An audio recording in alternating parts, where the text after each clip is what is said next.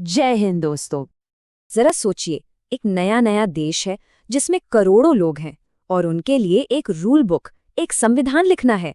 कितनी बड़ी चुनौती होगी, है ना? तो चलिए आज देखते हैं कि ये ऐतिहासिक काम आखिर पूरा कैसे हुआ। इस बहुत बड़ी चुनौती का जिम्मा उठाया गया संविधान सभा यानी कॉन्स्टिट्यूएंट असेंबली के द्वारा। यहीं से हमारे देश की नींव रखने की कहानी की शुरुआत होती है। दिसंबर 1946 में सिर्फ कुछ ही दिनों के अंदर 3 बहुत अहम बैठकें हुईं जिन्होंने पूरी प्रक्रिया की दिशा ही तय कर दी।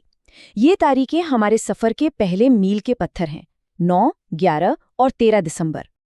तो सबसे पहली बैठक हुई 9 दिसंबर को। यहाँ एक बड़ी दिलचस्प बात है, डॉक्टर सच्चिदानंद सिन्हा को टेम्पररी प्रेसिडेंट चुना गया। जानते हैं क्यों? क्योंकि वो वहां मौजूद सभी सदस्यों में सबसे सीनियर थे और ये उनके सम्मान में किया गया एक बहुत ही अच्छा जेस्चर था। इस पहली ऐतिहासिक सभा में 211 सदस्य शामिल हुए। सोचिए, यही वो 211 लोग थे जिनके कंधों पर करोड़ों लोगों के भविष्य को आकार देने की जिम्मेदारी आ गई थी। ठीक 2 दिन बाद 11 दिसंबर को इस मिशन की कोर टीम भी तैयार हो गई। डॉक्टर राजेंद्र प्रसाद को परमानेंट प्रेसिडेंट चुना गया और उनकी मदद के लिए 2 उपाध्यक्ष और कानून के बड़े जानकार BN राव को कॉन्स्टिट्यूशनल एडवाइजर बनाया गया। अब कामकाज के तरीकों से आगे बढ़कर बात आई फिलॉसफी की। सभा ने ये तय करना शुरू कर दिया कि ये जो नया भारत बन रहा है, इसकी आत्मा क्या होगी, ये किन सिद्धांतों पर खड़ा होगा। और तब 13 दिसंबर को जवाहरलाल नेहरू ने एक बहुत ही महत्वपूर्ण दस्तावेज पेश किया जिसे ऑब्जेक्टिव रेजोल्यूशन कहा जाता है। इसे आप देश के लिए एक तरह का फिलोसॉफिकल ब्लूप्रिंट समझ सकते हैं, जो ये बता रहा था कि हम ये संविधान बना क्यों रहे हैं। तो सबसे अहम बात, इस प्रस्ताव में भारत के लोगों से क्या वादा किया गया था। ये न्याय, स्वतंत्रता, समानता और एक संप्रभु गणतांत्रिक राज्य की गारंटी देता था। ये सिर्फ शब्द नहीं थे, ये एक नए राष्ट्र की नींव के पत्थर थे। यहाँ एक शब्द है गणतंत्र यानी रिपब्लिक। इसका क्या मतलब है? बिल्कुल आसान भाषा में इसका मतलब है कि देश का मुखिया, जैसे हमारे राष्ट्रपति, विरासत में पद नहीं पाते बल्कि एक तय समय के लिए चुने जाते हैं। ये लोगों की ताकत का प्रतीक है। और आखिरकार 22 जनवरी 1947 को इस ऑब्जेक्टिव रेजोल्यूशन को सबने मिलकर अपना लिया और यही विचार आगे चलकर हमारे संविधान की आत्मा यानी प्रस्तावना या प्रियम्बल बने। लेकिन कहानी में एक बड़ा नाटकीय मोड़ आया। एक ऐसी घटना हुई जिसने सभा को ही एक नया आकार दे दिया, भारत का विभाजन। 3 जून 1947 को माउंटबैटन योजना का ऐलान हुआ, जिसने देश के बंटवारे की घोषणा की। इसका सीधा नतीजा ये हुआ कि एक संविधान सभा के बजाय अब 2 सभाएं बन गई, एक भारत के लिए और एक पाकिस्तान के लिए। इस बंटवारे का असर सभा की बनावट पर भी पड़ा।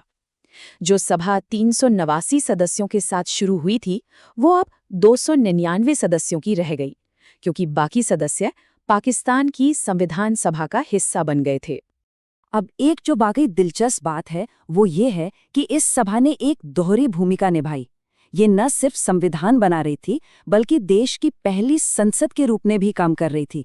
और ये जरूरी भी था, क्योंकि एक नए देश को चलाने के लिए कानूनों की तो तुरंत जरूरत थी और इसके पहले अध्यक्ष थे गणेश वासुदेव मावलंकर। चलिए अब ये देखते हैं कि कैसे इस नए राष्ट्र ने शक्तिशाली राष्ट्रीय प्रतीकों के जरिए अपनी एक अलग पहचान बनानी शुरू की। आज़ादी से ठीक कुछ हफ्ते पहले 22 जुलाई 1947 को संविधान सभा ने हमारे राष्ट्रीय ध्वज तिरंगे को आधिकारिक तौर पर अपना लिया। ये एक बहुत ही भावनात्मक पल था।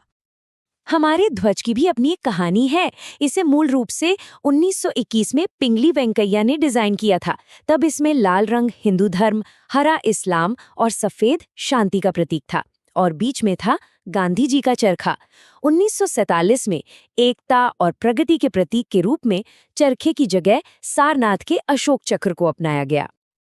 अब थोड़ा आगे बढ़ते हैं। 1950 में गणतंत्र दिवस से ठीक 2 दिन पहले 24 जनवरी को 2 और बहुत महत्वपूर्ण प्रतीकों को अपनाया गया, हमारा राष्ट्रगान और हमारा राष्ट्रगीत।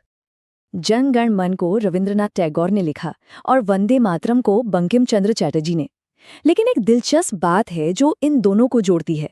दोनों को ही पहली बार सार्वजनिक रूप से गाने का श्रेय रविंद्रनाथ टैगोर को ही जाता है, भले ही मौके अलग अलग थे। और अब कहानी अपने सबसे शक्तिशाली पड़ाव पर आती है, जब संविधान आखिरकार तैयार हुआ और लागू किया गया। इस पूरे दस्तावेज को बनाने में कितना समय और कितनी मेहनत लगी, ये एक संख्या सब कुछ बयां कर देती है। 2 साल, 11 महीने और 18 दिन। ये समर्पण और कड़ी मेहनत का सबसे बड़ा सबूत है। और ये है अंतिम अध्याय। 26 नवंबर 1949 को संविधान बनकर तैयार हो गया। 24 जनवरी 1950 को डॉक्टर राजेंद्र प्रसाद को भारत के पहले राष्ट्रपति के रूप में चुना गया और अंत में 26 जनवरी 1950 को संविधान लागू हुआ और भारत एक गणतंत्र बना। तो ये संविधान सिर्फ कानून की एक किताब नहीं, बल्कि एक राष्ट्र का अपने लोगों से किया गया एक वादा था। सोचने वाली बात यह है कि आज हम सबके लिए उस वादे के क्या मायने हैं। ऐसी ही जानकारी के लिए सब्सक्राइब कीजिए ऑल कैन स्टडी को। धन्यवाद।